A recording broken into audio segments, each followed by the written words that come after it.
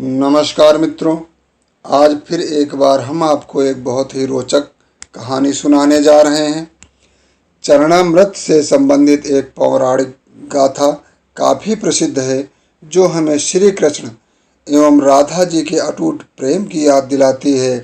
कहते हैं कि एक बार नंदलाल जी काफ़ी बीमार पड़ गए। कोई दवा या जड़ी बूटी उन पर बेअसर साबित हो रही थी। तभी श्री कृष्ण ने स्वयं ही गोपियों से कहा एक ऐसा उपाय करने के लिए जिसे सुन गोपियां दुविधा में पड़ गईं। दरअसल श्री कृष्ण जी ने गोपियों से कहा, उन्हें चरणामृत पिलाने के लिए कहा। उनका मानना था कि उनके परम भक्त या फिर जो उनसे अति प्रेम करता है तथा उनकी चिंता करता है, यदि उसके पाँव को धोने के लिए इस्तेमाल हुए जल को वे ग्रहण कर लेंगे तो वे निश्चित ही ठीक हो जाएंगे। लेकिन दूसरी ओर गोपियां और भी चिंता में पड़ गईं। श्री कृष्ण उन सभी गोपियों के लिए बेहद महत्वपूर्ण थे।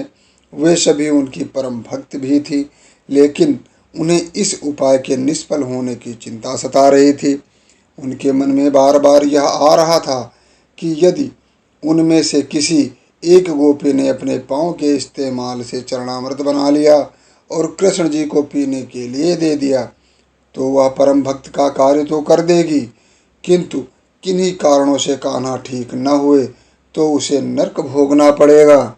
यही सोच सोच कर सभी गोपियां व्याकुल होकर श्री कृष्ण की ओर ताक ही रही थी और किसी अन्य उपाय के बारे में सोच रही थी कि वहां पर कृष्ण की प्रिय राधा आ गई।